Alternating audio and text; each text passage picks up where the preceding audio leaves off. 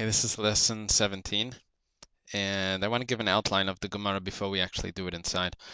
So there's a pasuk in Parshas Ki Seitzei to make a different color, so we'll change from what I did before to, okay, this is in Ki Seitzei. Sefer Devarim. The pasuk says, "V'chi yinatzu anashim yachdav," when two men are fighting together, ish esachav, a man with his brother, v'karve ish ese'echad, and the wife of one of them comes close, lahatzeles isha, to rescue her husband, miyad makeu, from the one who's hitting him. V'shal chiyada, she stretches out her hand, v'echzika b'mevushav, and she grabs onto his private parts and embarrasses him. Part of this is embarrassment, but it's also a way of saving her husband. So the halacha is, we'll make colon over there, and I will have the halacha, ukatsaisa es kappa. That means her hand should be cut off. Ukatsaisa es kappa. Ukatsaisa is to cut off, and kappa is her hand. Cut off, and kappa is her hand. Okay. That's the pasuk. Okay, the Gemara comes along and says, actually, it doesn't mean that you actually cut off. The Gemara interprets it as, we'll put a line over here, that it doesn't mean you cut off. Actually, it means mamain, which means money. I'll make a dollar sign, and it's actually money for boishes. Boishes is embarrassment. She has to pay for that embarrassment. So the Gemara is going to say, at least according to Rashi, the question is on both Rav Nachman and Rav Yehuda, that if this is a case where she's not able to rescue her husband any other way, then both of them would agree that she's allowed to save her husband in any way that she can. Even though Rav Nachman holds, even though Rav Yehuda holds that a person's not allowed to take the law into his own hands, but if there was a loss, and that's a case, ikap seda means there is a loss, and a loss would mean that she's not able to rescue her husband in any other way, then why should she be fined the embarrassment fee?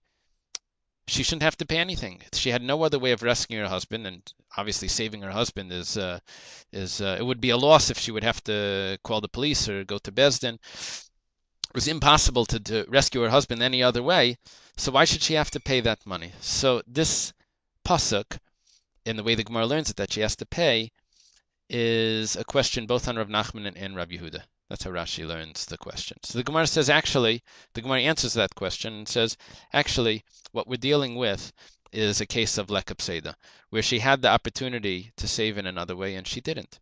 There's no loss. She was she was able to save in another way. Now, this is how we learned it in class, but it's actually not 100% accurate. It's actually not 100% accurate. I'm just going to make a line through it. And really, the correct way of learning this Gemara is just simply, let's just focus in on the Yechil Lahatzal Yidei Davarach. The Gemara says actually she had another way of saving her husband, and therefore she had no right at all to embarrass this man. She could have called the police, she could have pushed him aside, she could have hit him, but this embarrassment that she did, and there's the means that she used to rescue her husband, was inappropriate, and therefore she should have to pay for that embarrassment. And those both would agree that that was not the law. When does Rav Nachman hold that you're allowed to take the law into your own hands when you're doing the law? And when does Rav Yehuda hold that you're allowed to take the law into your own hands when there's a loss?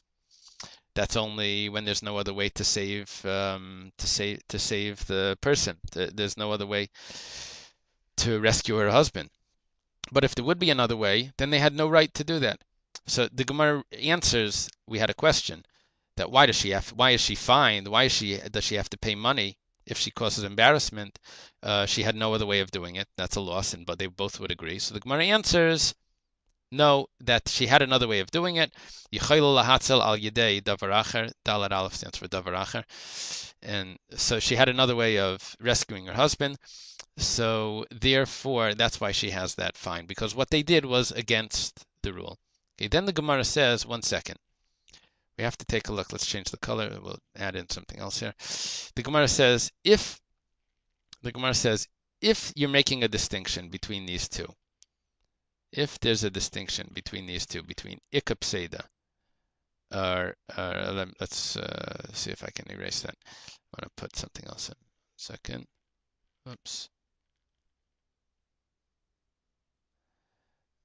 If we're going to make a distinction between Yechoila lahatzil, I'll underline the word Yechoila. This means able to rescue. And Ein Yechoila, where she's not able to rescue any other way. If we're going to make a distinction, which the Gemara just did, it said, when is she chayiv? That's only in this case. So right over here, chayiv. In this case will be pater. Sorry for that pay.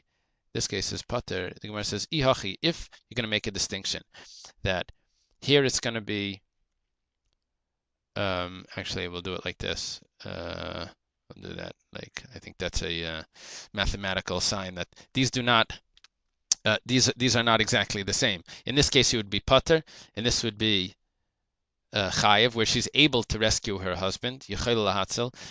That's the case where she would be chayiv. If that's the case, then we have a seifa of this brisa, that's the Ketzosos Kappa brisa. We have a seifa of that says that v'shalcha yada, if she stretched out her hand, and the seifa is medayik, that yada, her hand.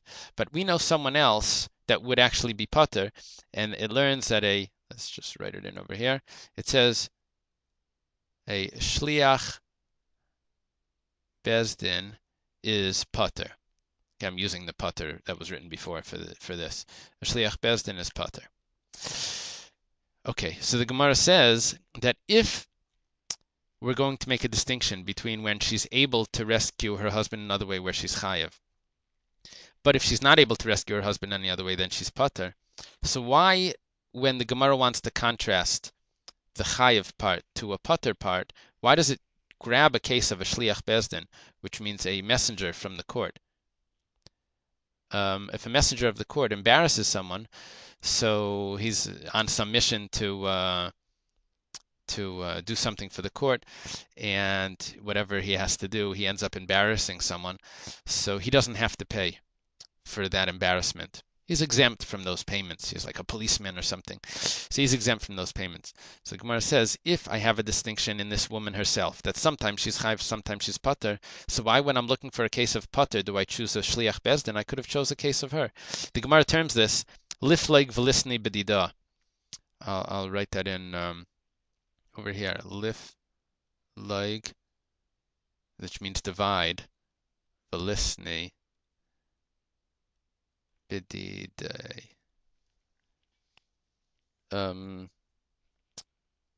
That it's supposed to be bedida without the yud. It's with her. Let it say this distinction, lift like this distinction or this division. V'lisni, let it state it bedida with her. Why do we have to choose a case of a shliach bezdin? Let it choose this distinction with her. So the Gemara says, actually, you know what we meant when we said shliach bezdin? What we meant is that if she has no other opportunity to rescue her husband, then she is like a shliach bezdin and she's pater. So in the end, we will accept this distinction. Let me just go over that point because I went too quickly over that. Again, we said that there's a contrast between when she's able to rescue her husband, that's when she's chayiv, and when she's not able to rescue her husband any other way, so that's when she's pater. So we said if that's the case, so why did we choose a different case to tell us pater? If we're going to accept this distinction, so why do you have another case of where she's pater? So we answered that, and basically, if we chose another case to say that she's pater, what would that mean? That both of these cases would be chayiv. So we'll have to erase that non-equal sign, and we'll put the equal sign back in. It must be the fact that it shows that case, that both of these cases are, and this would be chayiv. And if we're chayiv here, then we're back with the question of why are they chayiv? It should be Aved Nishtinal Nafshei. She shouldn't be chayiv. She had no other way of saving her husband. You're going to fine her for saving her husband? The Gemara says, actually, no, you can't do that. What it means that a shliach bezdin is pater, it actually means that she is like a shliach bezdin because she had no other way of rescuing her husband. It's as if she is an agent of bezdin itself, and that's why she's pater. So again, our original answer that we had to the question, that when we said that she's chayiv, that was a case where she's able to save her husband in another way, where she wasn't supposed to save her husband this way, and that's why she's chayav to pay for the boishas. So that's actually our answer. And in the case where she's not able to, she's actually pater. Why did we choose another case of shliach bezdin to tell me about pater? Well, that's the same case. She is like a shliach bezdin. That's what we meant. Nasi yada ke shliach bezdin. Her hand becomes like a shliach bezdin, and she's going to be pater. Okay, that's the Gemara outside.